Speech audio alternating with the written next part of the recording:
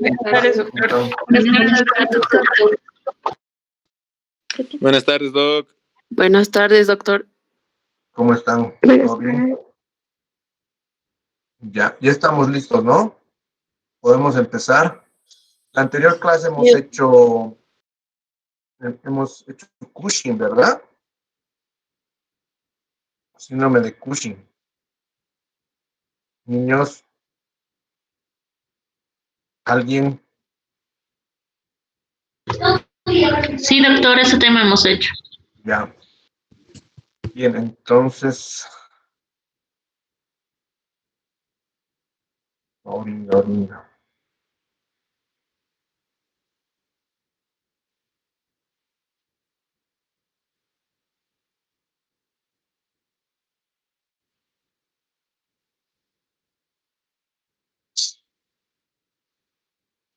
Ya. ¿Ven la diapositiva que les estoy compartiendo, niños? ¿Se ve bien? Sí, doctor. Sí, doctor. Ya.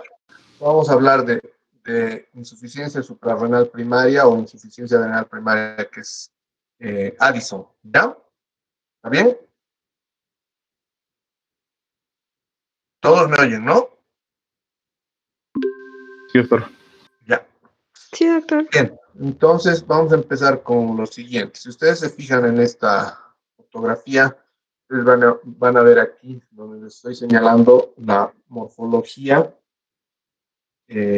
la anatomía de las adrenales normales con su característica configuración anatómica, y aquí ven unas adrenales que han sufrido un proceso hemorrágico con una, obviamente, alteración de no solo de la morfología y de la anatomía de la glándula, sino también de la función. En ese sentido, lo que tenemos que tomar en cuenta es lo siguiente: la glándula adrenal, la glándula suprarrenal, está constituida por una zona cortical, una corteza y una médula. La corteza, de la que vamos a hablar ahora, ya hemos hablado en Cushing también de esto, pero tienen que recordar que la zona glomerular produce mineralocorticoides, la zona fascicular produce glucocorticoides y la zona reticular, que es esta, produce andrógenos. Entonces, dependiendo de la afectación que haya en la glándula, vamos a tener de este proceso. Otra cosa que tienen que tomar en cuenta, y esto ya lo hemos visto, pero hay que volverlo a decir, es que el control y el funcionamiento de la glándula adrenal no solo tiene que ver con la estimulación de la hormona adenocorticotropa, sino también tiene que ver con factores que pueden ser incluso factores ambientales, los ritmos circadianos, el control hipotalámico y la neurotransmisión, que es importante en este sentido. Entonces, eso es básico que lo recuerdo.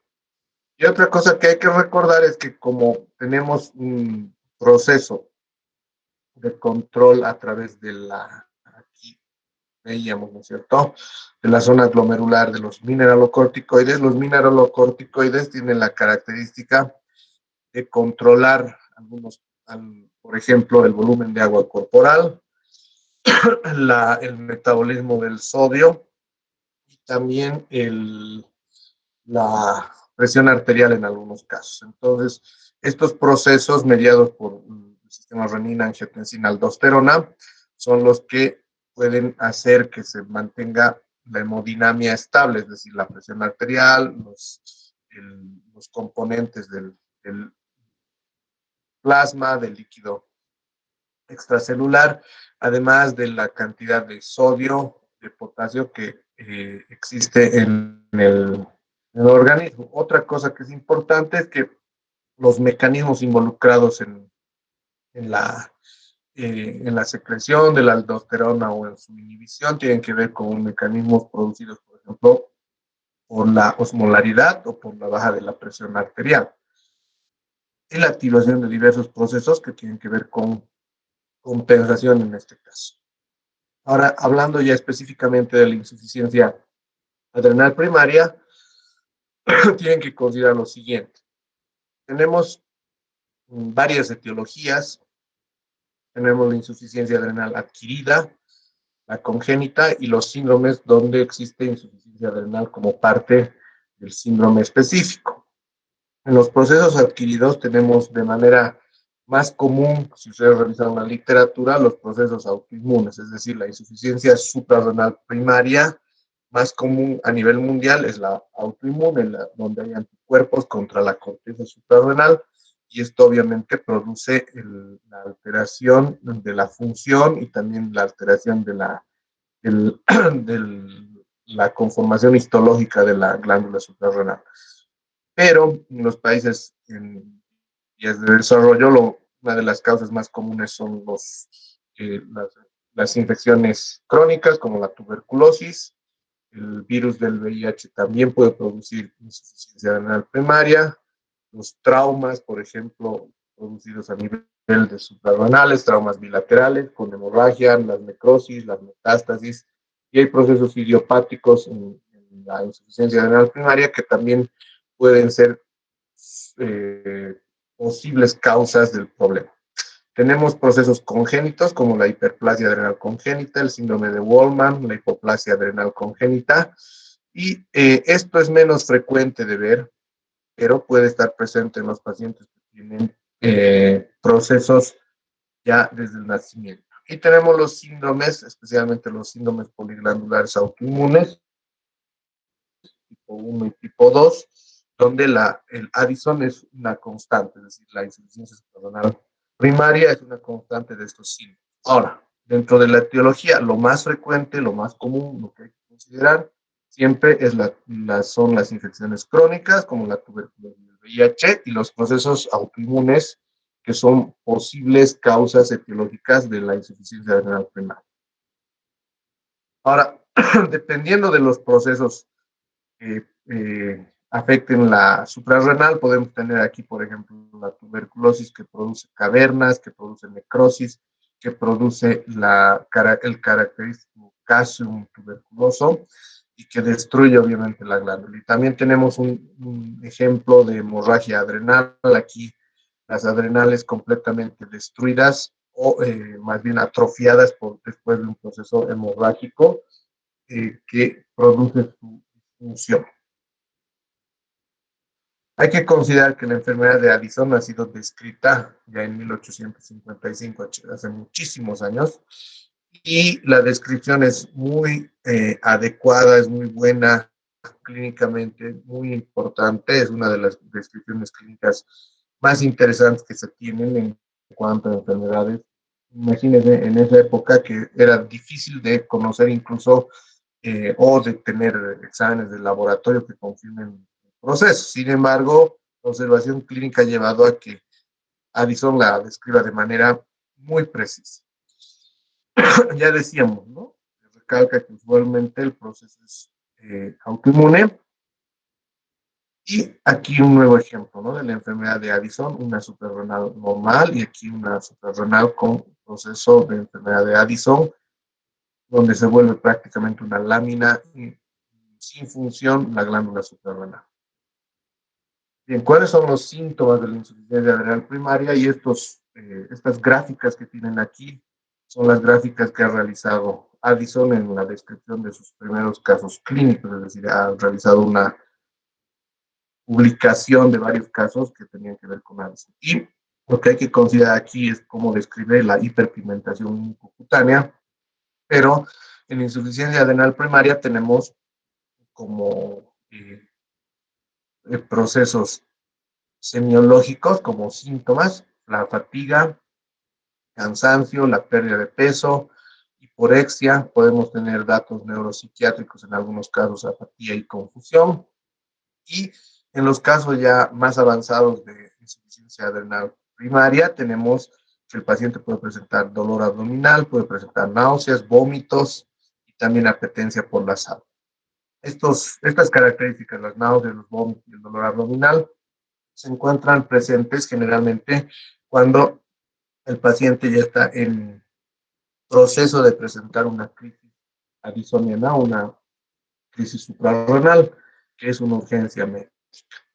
Además de que tenemos en los hallazgos físicos, como ven aquí en la gráfica, hiperpigmentación en la piel, en la cara, en las manos, en los pliegues, en las axilas, lo que se llama la hipotensión ortostática, que es un cambio característico de los pacientes con Addison, con insuficiencia adrenal primaria, el pulso débil, el paciente puede estar en shock, generalmente de tipo hipovolémico, y también si la afectación es global de la glándula, podemos tener pérdida del vello axilar y púbico. Como hemos visto, el adrenal también se producen andrógenos, entonces tenemos una característica pérdida del vello axilar púbico como manifestación de la alteración en cuanto a los andrógenos. También tenemos hiperpigmentación en los labios, tenemos hiperpigmentación en las manos, tenemos hiperpigmentación en las encías, en la lengua, también la exacerbación de los lunares y de las cicatrices antiguas es una característica de la enfermedad de Addison.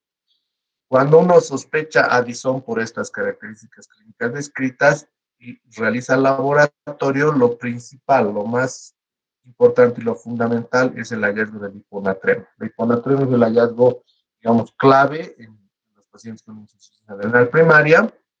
Podemos tener hipercalemia como un fenómeno compensatorio de la hiponatremia, es decir, como una regulación, digamos, más o menos fisiológica, pero en el caso específico de la hiponatremia severa, y tenemos hipoglucemia. Entonces, cuando tenemos Addison, hay que considerar tres procesos que cursan con hiponatremia, hipoglucemia e hipotensión arterial, que es importante de cuantificar.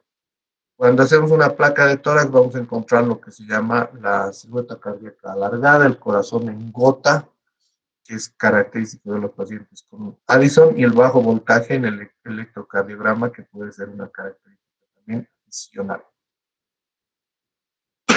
Entonces, se pueden dividir las manifestaciones clínicas de acuerdo a la deficiencia que tengamos específica de hormonas, es decir, qué capa está afectada de la suprarrenal y cuál es la deficiencia específica que tiene en ese caso.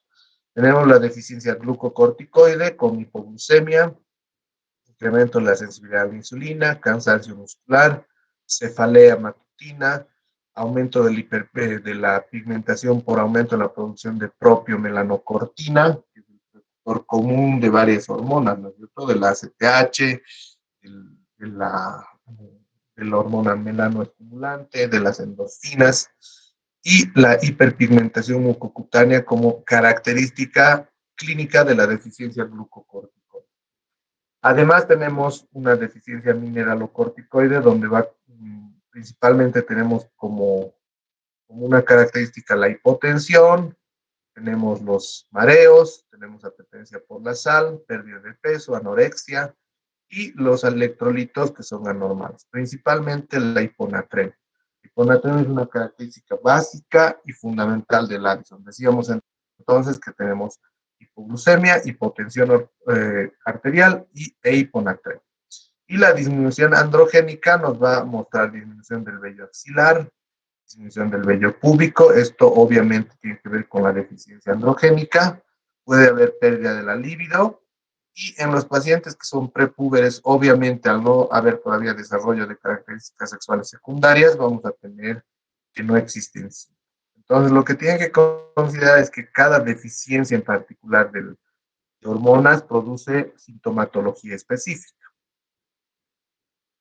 Bien, ¿cómo se puede hacer el diagnóstico de la enfermedad de Addison? Tenemos algunas características básicas. El medir el cortisol plasmático de manera basal nos puede dar algún dato laboratorial de confirmación del diagnóstico clínico.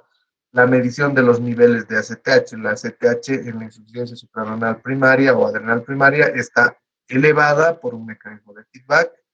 La medición de cortisol seriado, donde vemos que el cortisol ha perdido su ritmo circadiano y además está en niveles bajos. Y se puede realizar, por ejemplo, el test de estimulación de la ACTH. Este consiste en que se administra al paciente ACTH sintética y se mide el cortisol plasmático.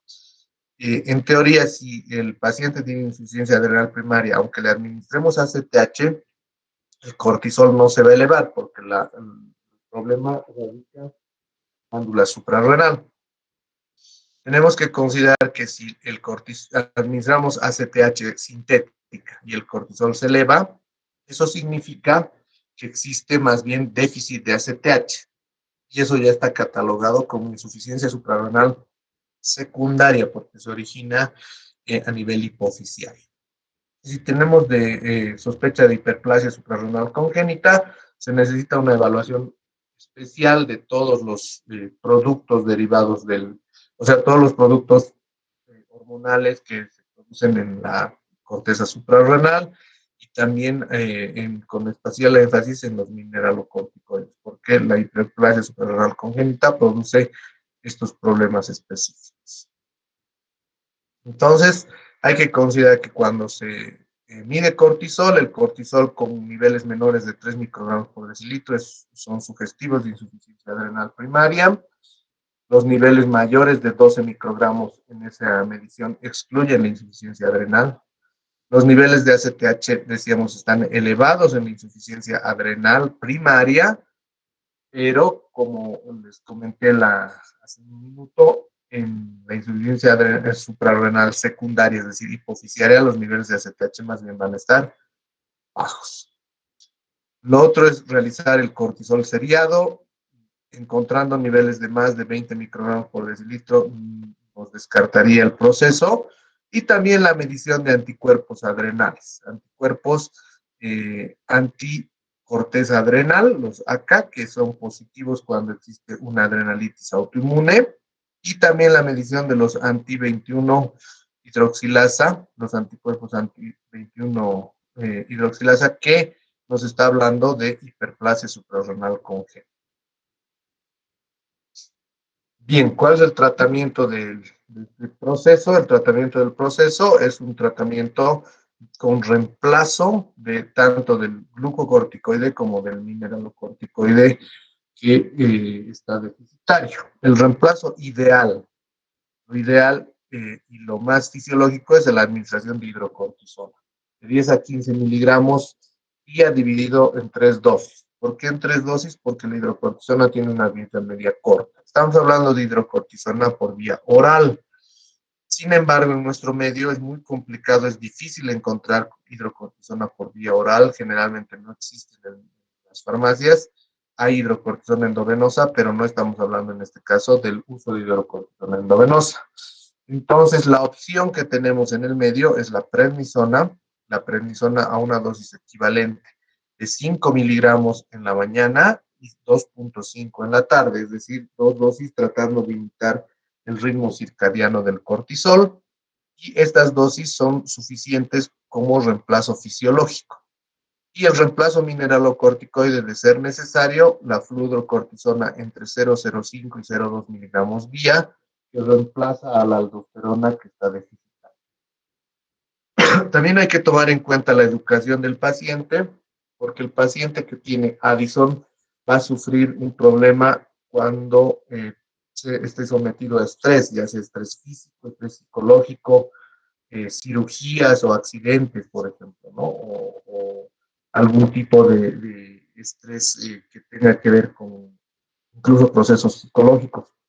Entonces, cuando el paciente tiene estas eventualidades, lo que se hace es subirle la dosis del corticoide para poder responder adecuadamente como una respuesta metabólica al estrés fisiológica. Sin embargo, a veces los pacientes requieren internación y la administración de hidrocortisona por vía endovenosa cuando no se logra la compensación adecuada, o la hidrocortisona intramuscular en caso de emergencia, que puede actuar también resolviendo el caso de la insuficiencia adrenal aguda, ¿no es cierto? Entonces, esa es la consideración que tienen que tener en cuenta. Bien, ya para ir concluyendo, lo que tienen que considerar son la potencia relativa de los esteroides. La hidrocortisona, como les decía, equivale a cortisol endógeno plenamente utilizado, con una potencia de 1 y tiene una potencia mineralocorticoide más o menos pequeña, pero presente. La prednisona y la prednisolona tienen una equivalencia de 3 a 5 miligramos respecto a la hidrocortisona y muy poca actividad mineralocorticoide. Si ustedes se fijan, la dexametasona prácticamente no tiene, es mucho más potente y no tiene actividad mineralocorticoide, y tienen la fludrocortisona, que tiene una actividad glucocorticoide que es no más importante, y además mineralocorticoide para poder realizar un reemplazo hormonal adecuado. Finalmente, tienen que tomar en cuenta lo siguiente: la insuficiencia adrenal puede ser primaria o puede ser secundaria. Si es primaria, está originada netamente en la glándula adrenal, en la glándula suprarrenal, y puede tener las causas que hemos mencionado, principalmente la causa autoinmune, la descripción de la mayor parte de la literatura, o la causa infecciosa, donde el primer agente causal es o la primera enfermedad crónica causal es la tuberculosis. O puede ser secundaria cuando se produce a nivel hipofisiario, dentro de un proceso, por ejemplo, de hipopituitarismo o hipofunción hipofisiaria, puede ser secundaria a estos procesos. También la insuficiencia adrenal puede ser congénita. Hemos visto que hay síndromes que pueden desarrollar insuficiencia adrenal, o puede ser adquirida, que aquí ya lo hemos mencionado, ¿no? En los procesos primarios principalmente. Si bien es una enfermedad crónica, a veces difícil de diagnosticar, el tratamiento es relativamente simple, solamente es el reemplazo del corticoide que está deficitario a dosis fisiológicas, y que nos permite que el paciente se encuentre dentro de digamos, una compensación adecuada hormonal. El diagnóstico es difícil, es controversial, se basa más que todo en la clínica que hemos visto, la clínica que más o menos característica puede llevarnos a pensar en que hay insuficiencia adrenal. Y en cuanto a los exámenes de laboratorio, son complementarios para el diagnóstico clínico que tenemos. Y siempre tenemos que tomar en cuenta que el paciente addisoniano tiene una posibilidad grande de hacer tanto hipoglucemia como hiponatremia. Y en ese sentido hay que tomar en cuenta siempre, además de los valores de sodio, los niveles de glucemia, para tomar decisiones terapéuticas. Eso es, niños. ¿Tienen alguna pregunta respecto a Addison?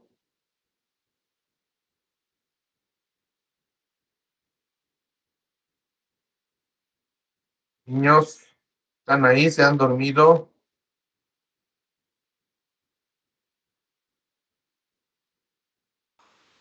Nada, no hay nadie. Nadie vivo. ¿Mm? No hay preguntas, niños. ¿Todo clarín? Todo claro, doc. Ya. Ahora, ¿ya están aburridos o nos da tiempo para hacer un tema más? ¿Qué opinan? A ver, díganme ustedes.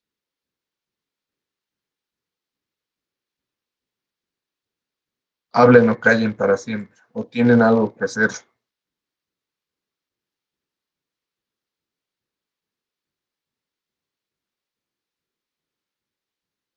Ya pues, niños. ¿Cómo es, Diego? ¿Dónde estás? Sí, algo. Doc, buenas noches. ¿Cómo es? Todo Sí, bien, algo. Doc. Ya, todo entendido. Por eso les decía, ¿quieren hacer algún tema más o solo la siguiente semana? No sé, depende de ustedes. ¿O tienen algo más que hacer ahora? Doctor, disculpe, mi micrófono no daba hace un momento.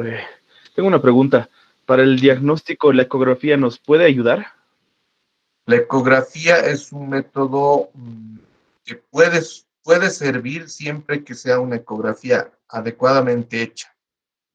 Si es una ecografía, digamos, sin un protocolo adecuado y sin una persona que sepa interpretar adecuadamente la ecografía, es difícil que se vea la glándula. O sea, tiene que ser una muy buena ecografía. A eso me refiero. Si no, es complicado. Entonces, la ecografía, si bien es un buen método, te puede llevar a confusión. ¿De acuerdo? O sea, puedes no ver nada en algunos casos. Pero el método de elección, en todo caso, es la una tomografía de suprarrenales. Esa era tu pregunta, ¿no? ¿O no? Sí, doctor. Muchas gracias. Ya. ¿Algo más, niños? ¿Alguna pregunta?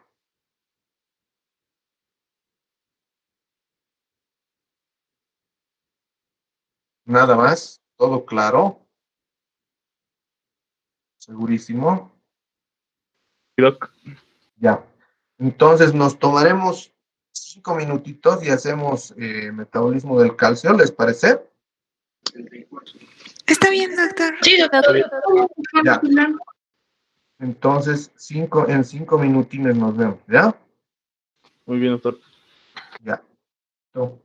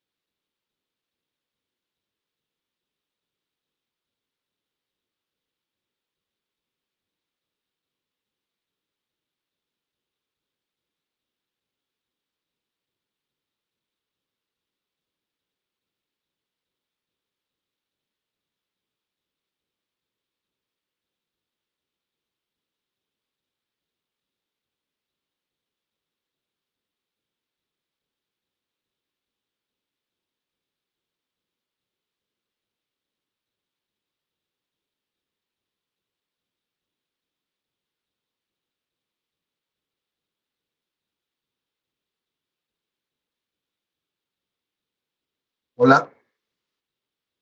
Niños, ¿están ahí? Sí, doctor. Sí, doctor. Ya, estamos Sí, doctor. listos. Ven la pantalla, ¿no? La diapositiva que les estoy compartiendo. Sí, doctor. Doctor. Ya. Sí. Entonces empezaremos a hablar de esto, ¿ya? Vamos a hablar ahora de las alteraciones del metabolismo del calcio y todo lo que tiene que ver con la hormona paratiroidea, ¿ya? Bien, inicialmente lo que tienen que considerar es esto, ¿no? La hormona paratiroidea está producida en las glándulas paratiroides, que son 4, que se encuentran en la parte posterior de los lóbulos tiroideos, dos a cada lado, y controlan y regulan el metabolismo del calcio, del fósforo y del magnesio. Específicamente y directamente el metabolismo del calcio a través del hueso, a través de reabsorción a nivel renal y también a través de la absorción a nivel intestinal. Entonces, tienen que considerar que son principalmente 3 órganos involucrados en el metabolismo del calcio. Más importante, obviamente, es el hueso, pero para la absorción, para la metabolización del calcio, se requieren varios pasos metabólicos que están mediados por la PTH. Entonces, tienen la PTH, que esta I pequeña significa PTH intacta, que regula los niveles del calcio en la sangre. Alexandra, cerra tu micrófono, por favor, me voy a acoplar. Si alguien está con micrófono abierto, ciérrenlo, por favor. Entonces, tienen que considerar que los niveles de calcio en la sangre están determinados por la producción de la PTH, en el hueso directamente a través de la resorción ósea, en el riñón de manera indirecta por la resorción tubular y también de manera indirecta por el metabolismo de la vitamina D principalmente. Y en el intestino a través de la metabolización de la vitamina D, a través obviamente también de la absorción del calcio desde la luz digestiva del torrente sanguíneo. Lo que hay que considerar además es que todas las alteraciones que tienen que ver con el metabolismo del calcio involucran también el metabolismo óseo y el metabolismo del fósforo. Entonces aquí tienen lo que les decía, ¿no es cierto? Tenemos la parotormona que se produce por feedback positivo cuando hay hipocalcemia para realizar resorción a nivel ósea de calcio y fosfato. Tenemos también su actuación sobre el riñón, principalmente a través de los metabolitos de la vitamina D, de la hidroxivitamina D. Tenemos el metabolismo de la vitamina D también a nivel hepático, que es importante para este paso metabólico para la absorción y resorción del calcio. Y tenemos la absorción de calcio a nivel intestinal, que contribuyen al calcio extracelular. Entonces, los niveles de calcio extracelular son los que determinan la producción o la disminución de la producción de la PTH y obviamente los mecanismos diversos para la llegada de calcio a nivel sérico. Entonces, tienen que considerar que son varios mecanismos involucrados en varios órganos, ¿no es cierto? No solamente tiene que ver con hueso. Cerrar tu micrófono, por favor. Una cosa que tienen que considerar siempre, niños, es que cuando uno mide calcio en suero, es decir, calcio sérico, siempre tiene que considerar lo que se llama el calcio corregido, porque el calcio total que le reportan a uno en laboratorio es un calcio que se encuentra unido a proteínas plasmáticas, principalmente albúmina, y que no es un calcio real. Entonces, el calcio corregido es el calcio actual por 0,8 por 4 menos la albúmina actual. Esta fórmula que se realiza nos da el calcio real, es decir, el calcio total corregido, que puede ser normal o puede haber hipocalcemia o hipercalcemia, pero si no hacemos esta fórmula podemos tener falsos reportes de calcio que nos lleven a hacer tratamientos inadecuados. Entonces tienen que considerar esto en cuanto al metabolismo del calcio. tenemos dos procesos básicos de alteración del metabolismo del calcio y de la PTH, que son el hiperparatiroidismo y el hipoparatiroidismo. En cuanto al el hiperparatiroidismo primario, tiene que ver con una regulación anormal de la producción de PTH, lo que hace que se produzca mucha PTH o una producción inapropiada de PTH. Es decir, el calcio como regulador. Hemos visto en la primera clase que existe en los mecanismos hormonales regulatorios lo que se llama regulación por producto. Este es el ejemplo clásico, ¿no? El calcio es el que media la producción de la paratormona y que determina que si esta producción es inadecuadamente grande o no. Hay que considerar que el aumento de los valores de la PTH determinan aumento de la resolución renal de calcio, aumento de los metabolitos de la vitamina D3 y aumento de la resolución ósea. Entonces, estos pacientes presentan hipercalcemia habitualmente, los pacientes con hiperparatiroidismo, hipofosforemia, hipercalciuria y valores aumentados de PTH en plasma. Ahora, hablamos de la proteína relacionada con la PTH, que es una proteína reguladora parecida a la PTH, pero que se produce en situaciones especiales, como procesos paraneoplásicos, por ejemplo, ¿no? Entonces, hay que tomar en cuenta esto. El hiperparatiroidismo primario, como tal, o el hiperparatiroidismo en general, más bien, tiene como etiología habitualmente los procesos primarios, es decir, los procesos que se encuentran dentro de la glándula paratiroides específicamente. Y la mayor parte de los casos tenemos adenomas de paratiroides productores de PTH inadecuadamente, tenemos carcinomas, tenemos hiperplasias y tenemos neoplasias endocrinas múltiples que pueden ser parte de varios procesos hormonales. Entonces, lo más característico, digamos, lo más común es el hiperparatiroidismo primario con adenomas productores de PTH. Esto es lo más frecuente de encontrar. Tenemos los procesos secundarios que están condicionados por hipocalcemia. Como hemos visto, cuando el calcio baja, lo que se activa es la regulación por producto con un feedback positivo. Entonces se va a producir más PTH para tratar de hacer, por ejemplo, reabsorción en hueso para elevar el calcio sérico. Entonces, la hipocalcemia determina los procesos secundarios. También puede ser producido por algunos medicamentos, por el déficit de vitamina D. La insuficiencia renal es el proceso más conocido de hiperparatiroidismo secundario. Y los procesos terciarios son los procesos secundarios que han hecho que la glándula se vuelva autónoma. Es decir, han hipertrofiado, han hecho hiperplasia de la glándula de manera tan crónica que la glándula ya produce de manera autónoma la PTH. Cuando hablamos del adenoma, que es el más común, es un tumor de células principales bien encapsulado, pero también puede presentar quistes, hemorragias y calcificaciones. Hay que considerar que como son 4 paratiroides, la que está con, o sea, la glándula afectada, la que es la más grande, digamos, produce atrofia de las otras 3. Es muy raro que haya, digamos, más de un adenoma, pero puede existir hiperplasia, que es el aumento de las 4 glándulas, o puede haber carcinoma, donde existe ya invasión y metástasis linfáticas. El adenoma se puede producir por mutaciones monoclonales, pueden ser procesos genéticos o pueden ser procesos esporádicos de presentación espontánea. Fisiopatológicamente el hiperparatiroidismo tiene que ver, como les decía, con la calcemia, ¿no es cierto? Que el calcio esté desregulado hace que se produzca más o menos hormona paratiroidea. Sin embargo, en los casos de que la calcemia esté, por ejemplo, baja, va a producir una producción inadecuada de PTH y también en los casos de calcemia elevada podemos tener a veces procesos que en realidad están estimulados por la propia PTH. Entonces depende si el proceso es primario o es secundario.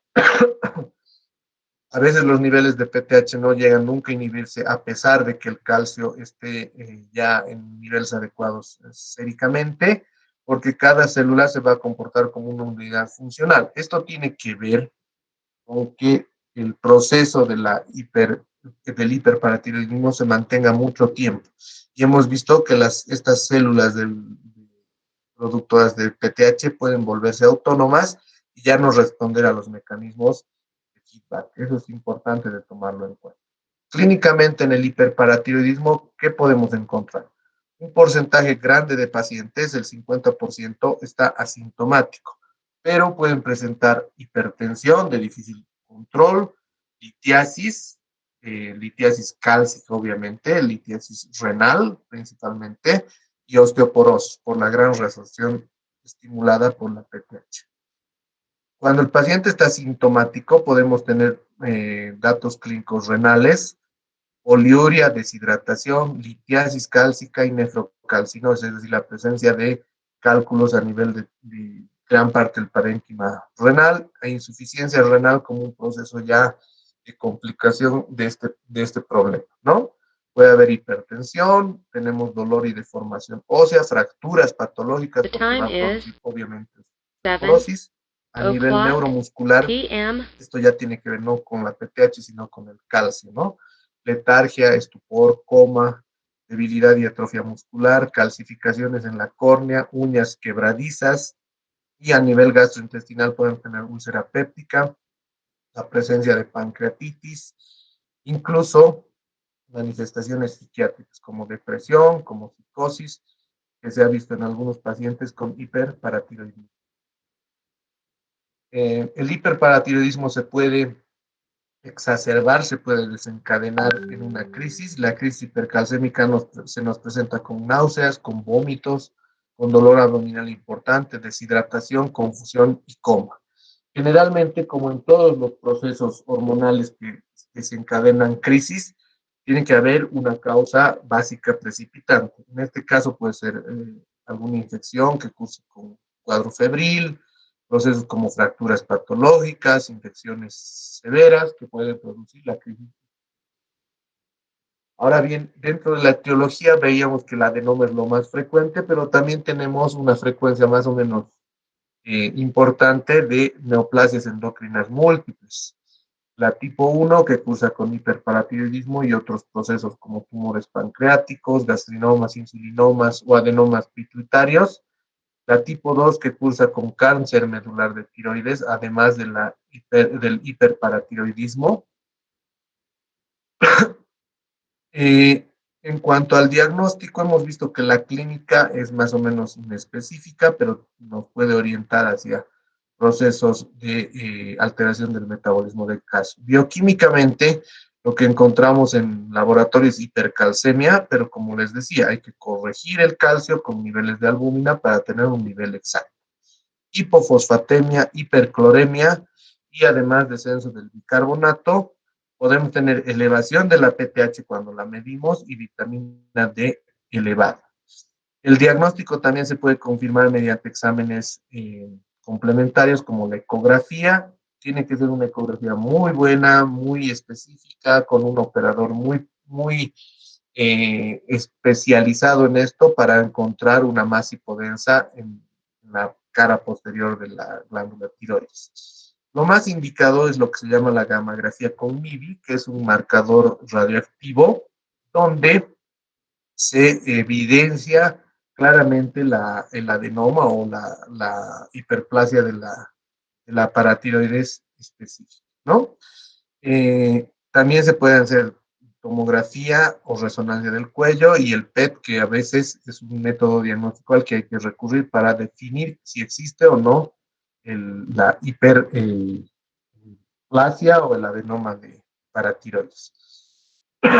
También se pueden encontrar lesiones radiológicas, lo que se llama osteoartritis fibrosa, que tiene que ver con los signos de alteración del recambio óseo, la resorción ósea afectando más a la cortical. Entonces tienen signos de resorción superióstica, quistes óseos, los llamados osteoclastomas, calcificaciones extraóseas y osteoporosis. Todo esto se puede ver en algunas radiografías, pueden ser evidenciables en las placas, como tienen aquí. Por ejemplo, la resorción superióstica, en estos casos, las fracturas patológicas vertebrales. Aquí tienen una característica nefrocalcinosis, aquí están las lesiones, ¿no? O sea, depósitos de calcio a nivel renal. Tienen los quistes óseos en esta región claramente establecidos y en el hiperparatiroidismo tienen una lesión que se llama el cráneo en sal y pimienta, es decir, como una salpicadura de sal y pimienta, lesiones en el cráneo que son características de los pacientes con hipercalcemia y con hiperparatiroidismo. La densitometría nos puede mostrar osteoporosis. Aquí tienen las mediciones tanto en la cadera, es decir, el cuello del fémur, como en la región lumbar, donde se realiza la medición para ver si existe osteoporosis en la densitometría. Y aquí la referencia con la osteoporosis. Y esta es la gamografía con MIVI, donde lo que se hace es darle al paciente un marcador radioactivo, se hace una toma inicial donde lo que se ve en realidad es la tiroides y se hace una imagen tardía a las 2 horas, es decir, una nueva toma donde ya lo que se ve, como ustedes ven en la flecha roja, claramente se ve el adenoma de paratiroides, que es el adenoma funcional en este caso. ¿Sí? Este es el gol estándar en todo caso, la gamografía con MIRI. Y tienen una ecografía tiroidea, donde se puede ver en el polo inferior de la glándula tiroides una lesión, ¿no es cierto? Una lesión que puede corresponder a la paratiroides. Esto es menos específico que la gamografía común. ¿Cuál es el tratamiento del hiperparatiroidismo? Generalmente, como hemos dicho que se trata de un adenoma, lo que se hace es una adenectomía, es decir, sacar el adenoma del el adenoma productor de PTH, pero primero hay que normalizar los niveles de calcio mediante medicamentos. Si hay hiperplasia, hay que extirpar todas las glándulas. Si en el postoperatorio se produce hipocalcemia, hay que hacer el control de la hipocalcemia porque se puede producir una hipocalcemia muy severa como complicación de la cirugía. En el paciente con hiperparatiroidismo asintomático, que hemos visto que hay un porcentaje de pacientes, ¿cuáles son las indicaciones de cirugía? Calcio, 1 miligramo por encima del límite normal alto, el clearance de creatinina menos de 60 ml por minuto, osteoporosis en la densitometría ósea y edad inferior a 50 años. Estas son las indicaciones de cirugía en el paciente asintomático. Y el tratamiento médico se basa en, cuando es hipercalcemia crónica, en la hidratación, el uso de furosemida, los bifosfonatos, alendronato, principalmente los calciomiméticos, que son medicamentos que van a producir un feedback negativo, y en la crisis hipercalcémica que hemos visto que se puede desencadenar, se utiliza suero salino, es decir, solución fisiológica. Se trata de hacer una dilución del calcio y utilizar furosemida para tratar de eliminar la mayor cantidad de calcio posible. Se utiliza solendronato y se utiliza corticoides en dosis elevadas cuando principalmente estamos sospechando malignidad, es decir, un hiperparatiroidismo por lesión maligna. El diagnóstico diferencial de las hipercalcemias nos lleva a pensar como primera opción en el hiperparatiroidismo, como segunda opción la hipercalcemia derivada de tumores malignos, es decir, como un síndrome paraneoplásico. Tenemos sarcoidosis, otras enfermedades granulomatosas, algunas endocrinopatías que pueden parecerse en la manifestación clínica, como el hipertiroidismo, el Addison, el lipoma, feocromocitoma y la acromegalia. La ingesta de medicamentos en cantidades excesivas, como la vitamina A, la D, los diuréticos diacídicos, los estrógenos. Y hay otras causas de hipercalcemia, como la hipercalcemia hipocalciúrica familiar.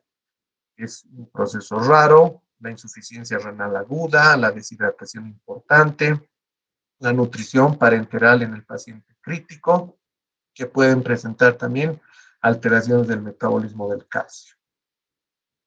La hipercalcemia maligna tiene que ver con la presencia de algún proceso hematológico, por ejemplo, linfoma, mieloma, leucemia, que produce metástasis a hueso y o como un proceso como las neoplasias de mama o de pulmón.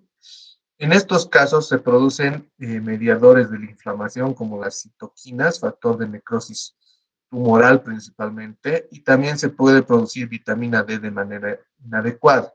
Y es aquí donde se produce en los tumores mismos, se produce lo que se llama la proteína relacionada con la PTH, que es en realidad una proteína que actúa como si fuera una hormona. Entonces produce hipercalcemia, pero de origen por un proceso maligno de base. Hay que tomar en cuenta que aquí el calcio está elevado y la PTH está baja, es decir, porque el estímulo no está viniendo de la paratormona, sino está viniendo del, de la proteína relacionada con la paratormona, que es de origen tumoral.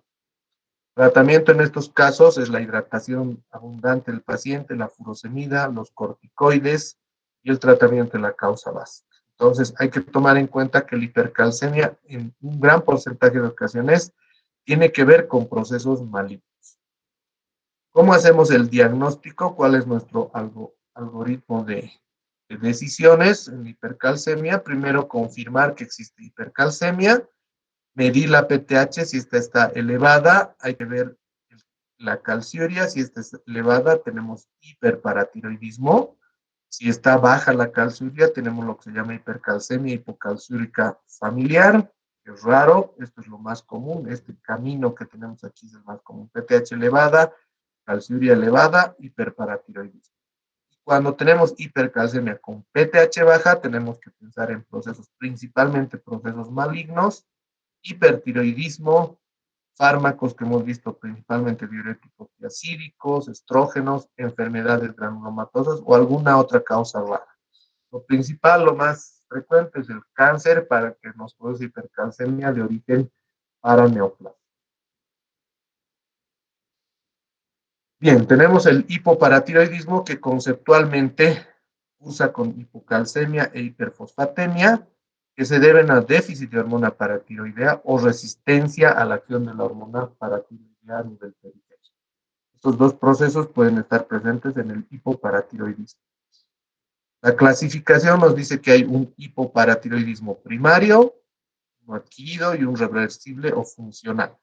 En el primario tenemos habitualmente lo que se llama el hipoparatiroidismo neonatal persistente, la aplasia de las paratiroides o el hipoparatiroidismo idiopático, donde no se encuentra una causa básica para justificar la hipocalcemia y el hipoparatiroidismo. Tenemos el adquirido, que puede ser por cirugías, es decir, que se hayan operado, por ejemplo, que se haya operado la tiroides, que se hayan llevado todas las paratiroides en la cirugía y por lo tanto el paciente queda con hipoparatiroidismo. El que haya sido sometido a radiación el paciente, que tengamos enfermedad de Wilson, hemocromatosis, que tengamos enfermedades infiltrativas o que haya neoplasias que infiltren las paratiroides y no les permitan funcionar adecuadamente.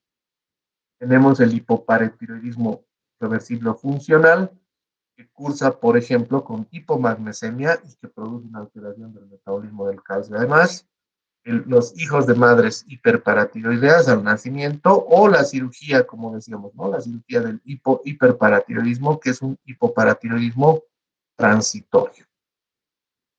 Fisiopatológicamente, ¿qué es lo que tenemos? Que la PTH no va a actuar ni en hueso ni en riñón de manera adecuada, va a haber menos reabsorción ósea y menor formación ósea, aumento de la reabsorción renal de fósforo y disminución de la reabsorción renal de calcio.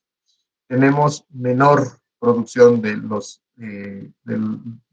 precursores de la vitamina B, principalmente 1,25 hidroxivitamina D, menor absorción intestinal de calcio, y tenemos aumento de la excitabilidad del sistema nervioso periférico y central debido a la hipocalcemia. Entonces, esas son las características básicas del déficit de PTH. En la clínica tenemos lo que se llama la tetania, que puede ser latente o puede ser manifiesta. La tetania latente es la característica de la hipocalcemia. Y ahí tenemos parestesias periorales, en dedos de las manos, en dedos de los pies, dolor y contracturas musculares, puede haber calambres, y para evidenciar esto se hacen maniobras, ¿no? Que hemos visto en semiología. Chopstick, Trousseau, la aparición de espasmo carpopedal a estas maniobras, principalmente Trousseau, y el Chopstick con el trismus masseterino. Entonces, tenemos que esto es latente y cuando ya está manifiesta la tetania, hay espasmo carpopedal, lo que se llama mano de partera, podemos tener espasmo larincio, dificultad para hablar, contractura de los masseteros e hiperextensión del cuello. Esto ya es extremo, ¿no? Una hipocalcemia extrema. Y esta hipocalcemia extrema se puede desencadenar por vómitos, por ejercicio, por hiperventilación, en un paciente que ya tiene el problema del metabolismo del calcio. Los síntomas neurológicos pueden ser convulsiones de tipo epiléptico, espasmos tónicos típicos, síntomas extrapiramidales como corea, como atetosis, como temblor o como parkinsonismo, irritación de ganglios autónomos, espasmo bronquial e incontinencia urinaria principalmente, síntomas intestinales con disfagia, esteatorrea, pseudofusión intestinal y cólicos biliares, es decir, síntomas diversos. Y también tenemos que si se presenta en pacientes infantes, pueden tener retraso mental, síndromes maníaco-depresivos, demencia, psicosis. Cuando el proceso ya es muy crónico, podemos tener cataratas subcapsulares, papiledema, con lo que se llama pseudotumor cerebri. En piel y faneras tenemos la piel seca, descamativa, puede haber presencia de psoriasis y dermatitis, las uñas frágiles, el pelo quebradizo, la alteración de los dientes, dientes aplásicos o hipoplásicos, fracturas dentales y caries en el adulto y la presencia de candidiasis frecuentemente acompañando al hipoparatiroidismo. La parte cardiovascular podemos tener arritmias, bloqueos, insuficiencia cardíaca, alteraciones del segmento QT, en el aparato locomotor periarteritis con calcificaciones, fatiga muscular y miopatías diversas por la alteración específica de la neurotransmisión, ¿no? Entonces, cuando se explora la tetania, esto ya lo conocen, pero lo repetimos rápidamente, el signo de Chopstick, la percusión sobre el facial contrae la comisura labial, sobre la emergencia del facial, y en el Trousseau ponemos el manguito del tensiómetro, lo insuflamos por encima de la presión sistólica y esperamos 3 minutos, y desencadena lo que se llama la mano que partea. Y el espasmo carpopedal, cuando percutimos el nervio peroneo, se produce la flexión dorsal del pie. Como en el anterior caso, el diagnóstico del hipoparatiroidismo se realiza con laboratorio. Básicamente tenemos hipocalcemia con hiperfosfatemia, tenemos hipercalciuria y los niveles de PTH y calcitriol están disminuidos. Ese es un hecho. Hipocalcemia más disminución de la PTH, además de disminución de marcadores óseos de recambio como la osteocalcina. En la radiología ósea tenemos calcificaciones ectópicas porque el calcio se deposita en lugares inadecuados como el cristalino, el tejido celular subcutáneo, los ganglios basales, la hoz del cerebro, los plexos coroideos. Podemos tener como un proceso de alteración de la resorción ósea, aumento de la densidad ósea.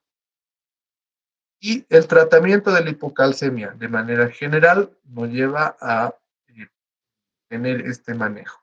Hemos dicho que la tetania puede ser latente o puede ser manifiesta, y en el caso de la tetania manifiesta, lo que se hace es infundir gluconato de calcio al paciente en estas concentraciones, al 10%, 10 a 20 cc, diluido en 100 cc de solución glucosada en 15 minutos y repetir mientras persista la sintomatología. Una vez que revertimos el cuadro agudo, bajamos la concentración en la solución y vamos reponiendo calcio incluso por vía oral. También se puede utilizar calcitriol, es decir, derivadas de la vitamina D, para tratar de mejorar el metabolismo cálcico. Y si sospechamos, si esta reposición no nos da el éxito adecuado, tenemos que sospechar que hay hipomagnesemia asociada. Se utiliza magnesio, una ampolla de 16 al 15% en 100 cc de suero en 10 minutos y luego 1 gramo por hora hasta corregir la hipomagnesemia. Entonces es importante tomar en cuenta este dato. Para tratar una hipocalcemia crónica, el objetivo básico es mantener la calcemia lo más normal posible, entre 8 y 8.5 miligramos por decilitro, y eso se logra con la administración de calcio oral. 1.5 a 2 gramos día de calcio elemento en 3 o 4 tomas. Esto significa varias tabletas de calcio que tengan una concentración adecuada de calcio elemental, no de calcio total. También la adición de vitamina D oral. Actualmente el calcio y la vitamina D vienen en un preparado único, entonces ya no hay mucho problema con eso. Y tenemos los análogos de la PTH, por ejemplo, en casos de nefrocalcinosis, que no es muy común de utilizar. Hay que tomar en cuenta siempre los niveles de calcemia, de calciuria y radiografía de abdomen cada 2 a 3 años para evidenciar si no existe nefrocalcinosis, como habíamos visto antes. Tenemos el cuadro que se llama pseudo-hipoparatiroidismo, donde en realidad se produce adecuadamente la PTH, pero hay resistencia periférica a su acción. Y tenemos diversos procesos, tipo 1A, tipo 1B, tipo 1C y tipo 2, donde existen alteraciones a diversos niveles, tanto del receptor de la PTH como la configuración bioquímica del receptor que produce defectos tanto en la recepción como en los fenómenos post-receptor, por ejemplo, ¿no? Entonces hay que considerar que el pseudohipoparatiroidismo cursa con PTH normal o incluso elevada, pero tiene la característica de que no existe una adecuada respuesta a la PTH a nivel periférico. Clínicamente, lo más característico es la osteodistrofia de Albright, donde existe retraso mental, talla baja, obesidad, cara redonda, cuello corto, braquidactilia, exoptosis y calcificaciones ectópicas. Esto se presenta obviamente desde el nacimiento. Hay hipocalcemia refractaria al tratamiento y puede tener también otros déficits hormonales presentes. En el diagnóstico lo que vamos a observar es hipocalcemia, hiperfosfatemia e hipocalciuria. Y la característica en estos casos, a pesar de que se llama pseudo-hipoparatiroidismo, es una PTH alta, porque la PTH se produce adecuadamente, pero no tiene respuesta a nivel de su receptor. El tratamiento básicamente es el mismo que en el hipoparatiroidismo, pero con dosis mayores de medicamentos. Y aquí están las características, ¿no? La facies redondeada, la alteración de los huesos de la mano, la alteración de los ósea que se observa en la osteodistrofia de Albright. Entonces, cuando hablamos de hipocalcemia crónica, hay que tomar en cuenta lo siguiente. La hipocalcemia con PTH normal puede ser una hipocalcemia hipocalciúrica. Con PTH elevada pueden tener déficit de vitamina D, insuficiencia renal crónica, síndrome de Fanconi, resistencia a la PTH, lo que se llama pseudohipoparatiroidismo o hipomagnesemia. Y digamos que tendría que ser la clásica, la hipocalcemia con PTH baja, es la que se denomina hipoparatiroidismo de manera genérica. Ya para terminar, tenemos el déficit de vitamina D, donde existe un proceso llamado raquitismo, que es el déficit de vitamina D antes de terminar el crecimiento. Y cursa con deformaciones óseas, huesos arqueados, talla baja, alteración del crecimiento más bien en los huesos, elevación de la fosfatasa alcalina con calcio normal y vitamina D baja. En la radiografía, por ejemplo, de tórax, si hacemos una radiografía de tórax, vamos a encontrar lo que se llama el rosario raquítico, las epífisis desflecadas en copa, en los huesos largos y menor masa ósea. Ese es el déficit de vitamina D denominado raquitismo. Y tenemos el déficit de vitamina D en el adulto, que es la osteomalacia. Esto se produce tras el cierre epifisiario y en la clínica tenemos dolor óseo, atrofia muscular, fracturas patológicas y lo que existe es una menor densidad ósea. En la etiología tenemos déficit de vitamina D, principalmente en los pacientes que tienen, no se exponen a la luz solar y obviamente la vitamina D no es metabolizada adecuadamente. Déficit de alimentos con vitamina D o de la absorción de la misma, pérdida de vitamina D por alteraciones, por ejemplo, de la biliares, alteración de la 25 hidroxilación en los hepatópatas crónicos, alteración de la 1-alfa hidroxilación en las nephropatías y resistencia a la vitamina D en su receptor. Entonces, el proceso de alteración de la vitamina D en los niños y los de manera precoz es raquitismo. Y cuando es un adulto se denomina osteomalacia. ¿De acuerdo? Eso es todo, niños, en cuanto a metabolismo del calcio. ¿Tienen alguna pregunta? ¿O han quedado totalmente anonadados?